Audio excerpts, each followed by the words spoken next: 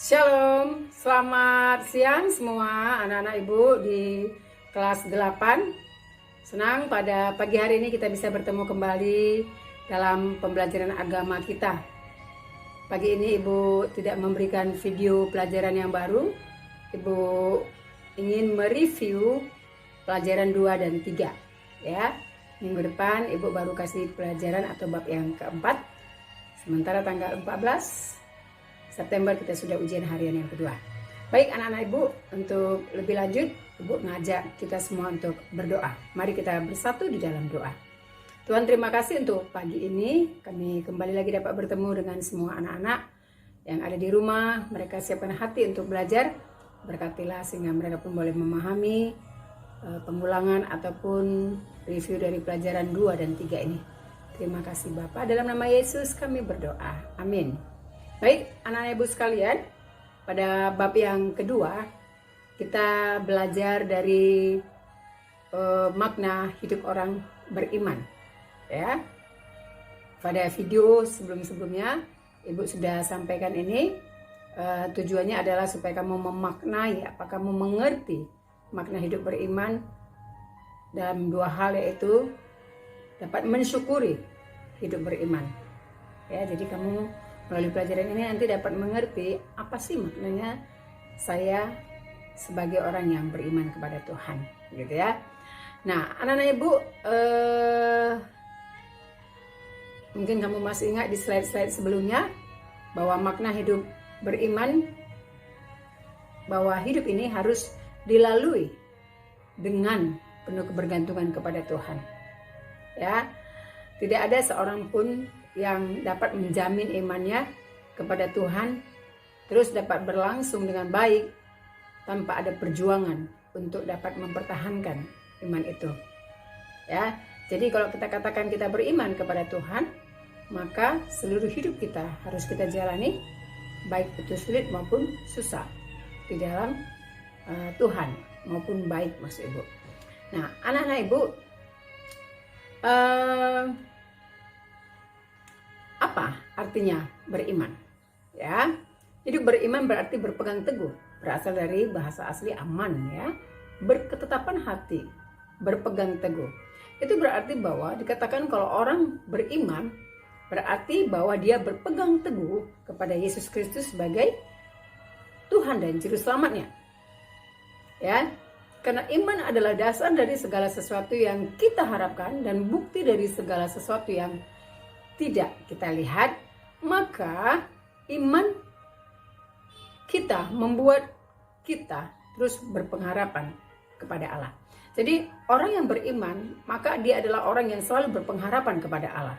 Orang yang menggantungkan hidupnya seluruhnya kepada Tuhan. Jadi hidup beriman berarti mengakui Allah sebagai pribadi yang paling berdaulat dalam kehidupan dia, dalam kehidupan saya, dalam kehidupan kita, seperti itu ya. Mengakui Allah sebagai satu-satunya sumber berkat dan anugerah yang sejati. Jadi kalau saya katakan saya beriman kepada Yesus, maka saya harus mengakui bahwa Yesus itu adalah satu-satunya sumber berkat dan anugerah. Tidak ada yang lain. Ya. Kalau ada yang lain berarti saya tidak berketetapan hati, tidak berpegang teguh pada iman saya kepada Yesus. Berarti kita imannya bercabang, seperti itu ya. Tetapi beriman teguh kepada Tuhan, itulah makna dari hidup beriman. Mengakui Allah sebagai pemberi hidup, ya, penentu arah hidup. Ya. Jadi makna orang beriman adalah mengakui bahwa Yesus yang dia imani itu adalah sebagai pemberi hidup dan sebagai penentu hidup kita. Ya, rencana apapun di dalam hidup kita ini semuanya ada di dalam tangan Tuhan. Nah, seperti itu ya. Nah, oleh karena itu anak-anak ibu, bagian B dari pelajaran yang kedua adalah kita harus mensyukuri hidup beriman. Jadi kalau kita sudah hidup beriman kepada Yesus, berarti apapun keadaan kita, kita harus bersyukur. Ya. Ya. Di dalam pandangan kehidupan ini ada 3 ya. Kalian bisa ingat kembali, hidup adalah penderitaan, hidup adalah takdir, hidup adalah seni. Tetapi bagi orang yang beriman, orang percaya bahwa hidup itu adalah anugerah. Makanya hidup itu harus kita syukuri, karena itu adalah anugerah, ya, pemberian Allah.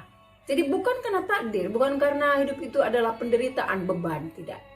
Nah, anak-anak Ibu, Tuhan memberikan kita keselamatan dan hidup yang kekal. Itu yang harus kita syukuri. Hidup bersyukur akan menimbulkan pengharapan, ya. Dengan mensyukuri kebaikan Tuhan, maka iman kita akan diteguhkan. Tuhan tidak pernah berjanji dalam mengikuti perjalanan hidup ini kita mulus saja. Ada pasang surut, ada kesulitan, tapi ada juga hal-hal yang mudah kita hadapi. Nah, sebagai orang beriman, ketika dia mendapatkan kehidupan yang sulit atau masalah, dia tidak bersungut-sungut, tetapi dia tetap harus bersyukur kepada Tuhan dan mengatakan bahwa semuanya itu terjadi atas izin dan kehendak Allah. Ya, nah kita belajar dari tokoh Silas dan Paulus. Ya, mereka berada di dalam penjara, mereka tidak bersungut-sungut. Ya, mereka sudah dihukum, mereka sudah dianiaya, mereka sudah dicerca, dipermalukan dan lain sebagainya. Tapi ketika mereka berada di dalam penjara, mereka tidak bersungut-sungut atau mempersalahkan Tuhan.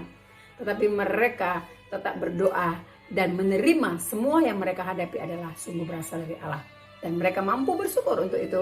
Dan apa yang terjadi ketika mereka berdoa, mukjizat Tuhan terjadi, kan? Ya, mereka lepas dari belenggu rantai yang memasuk mereka.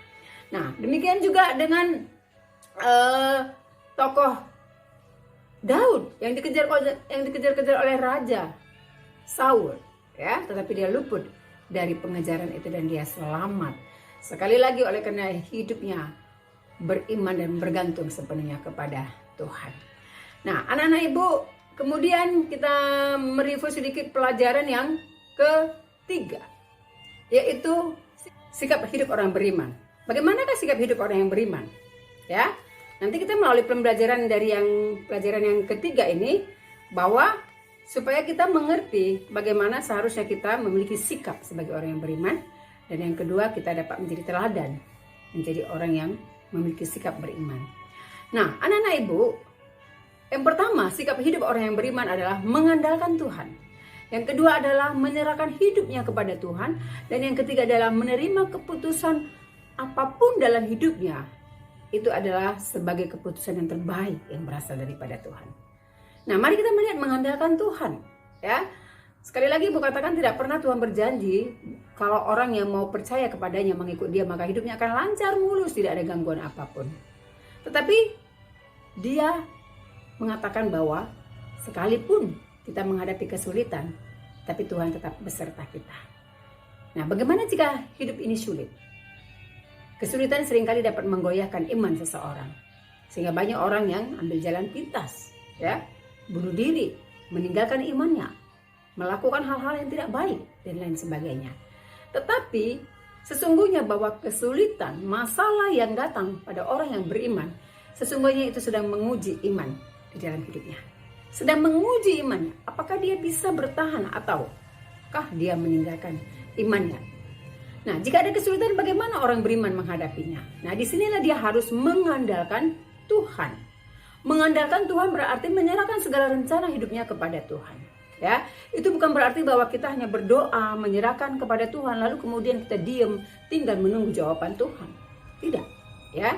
Tetapi mengandalkan Tuhan, menyerahkan seluruh hidupnya, kita serahkan kepada Tuhan dengan keyakinan iman yang penuh, lalu kemudian kita melakukan tugas-tugas kita sebagaimana adanya, ya, sebagaimana biasanya, tetap berpegang kepada Tuhan.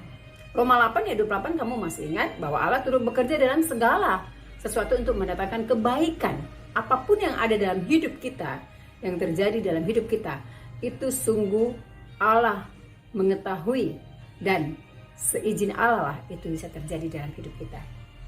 Nah, Allah turut bekerja artinya bukan Allah sendiri yang bekerja, ya, tetapi dia ikut ambil bagian di dalam kesulitan kita. Dia ikut ambil bagian di dalam masalah kita.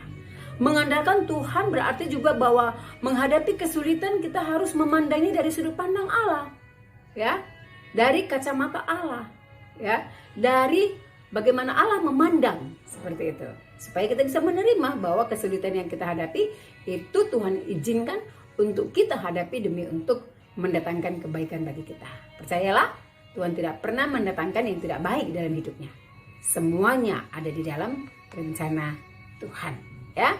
Menyerahkan hidup yang kedua, itu ada sikap orang yang beriman, menyandarkan atau berserah sepenuh hati bahwa sesuatu akan terjadi sesuai dengan kehendaknya. Itu berarti menyerahkan hidup kepada Tuhan, kita tetap memiliki semangat hidup yang tinggi dan yakin akan pemeliharaan Tuhan, ya. Belajar dari tokoh sikap iman Esther, ya. Kamu ibu suruh ya mengerjakan tugas, ibu tagih terus, nanti lihat di folder tugas ibu sudah buat. Bagaimana Esther sebagai seorang ratu, ya, dia harus berjuang untuk menyelamatkan bangsanya. Tapi dengan iman yang gigih dia berani menghadap raja, memohon supaya bangsanya tidak mendapatkan pembinasaan. Dan apa yang kita lihat, puji Tuhan, bangsa Israel selamat dari pembantaian. Nah, anak-anak ibu sekalian, kita belajar dari tokoh Esther, ya, yang sangat berani. Dengan satu pernyataan dia katakan, biarlah bila mungkin aku mati, biarlah aku mati. Nah, luar biasa ya imannya menghadap raja, ya, demi untuk keselamatan bangsanya dia rela untuk mati. Tetapi Tuhan sekali lagi bekerja di dalam hidupnya. Jadi yang ketiga, sikap hidup orang beriman adalah menerima keputusan Tuhan sebagai yang terbaik. Menerima keputusan Tuhan sebagai yang terbaik bukanlah hal yang mudah. Jika keputusan Tuhan sama dengan keputusan kita inginkan, wah itu sangat gampang. Ya, saya ingin menjadi dokter lalu kemudian jadi, wah itu gampang sekali. Tapi bagaimana kalau keinginan saya ini A, tetapi Tuhan menghendaki tidak, malah Tuhan memberikan yang B, seperti itu ya. Itu tidak mudah, ya. Nah, orang yang beriman dia akan tetap bersyukur keputusan apapun yang Tuhan buat di dalam hidupnya. Nah, kita tidak boleh marah, kita tidak boleh meninggalkan Tuhan. Sikap hidup orang yang beriman haruslah menerima setiap keputusan yang daripada Tuhan. Baik, jadi bagaimana sikap hidup orang yang beriman? Mengandalkan Tuhan, menyerahkan hidup kepada Tuhan, dan menerima keputusan dari Tuhan sebagai yang terbaik. Baik anak-anak ibu, ini review pelajaran 2 dan 3 ibu gabung. Kamu boleh ulangi lagi ya, menyaksikan video ini sambil kamu lihat buku kamu di dalam buku cetak. Kalau kamu punya buku cetak, kalau enggak ya putar-putarlah video-video yang sudah ibu tayangkan pada minggu-minggu yang lalu. Baik, terima kasih. Kerjakan tugas setelah kamu menyaksikan video ini, tugas 2 dan juga tugas 3. Serahkan di folder tugas ya. Ini ibu ambil untuk nilai tugas ujian harian 2. Ada 2 tugas yang akan ibu ambil, ibu jumlah lalu nanti ibu bagi 2. Baik, terima kasih. Tuhan Yesus memberkati, kita berdoa. Tuhan, terima kasih untuk pagi ini kami sudah mendengarkan pengulangan atau review pelajaran 2 dan 3. Kiranya Tuhan memberkati semua anak-anak supaya mereka boleh semakin memahami makna hidup beriman dan sikap hidup beriman. Terima kasih Tuhan. Terpujilah Engkau, dalam nama Yesus kami berdoa. Amin. Baik anak-anak ibu, selamat siang, sampai bertemu.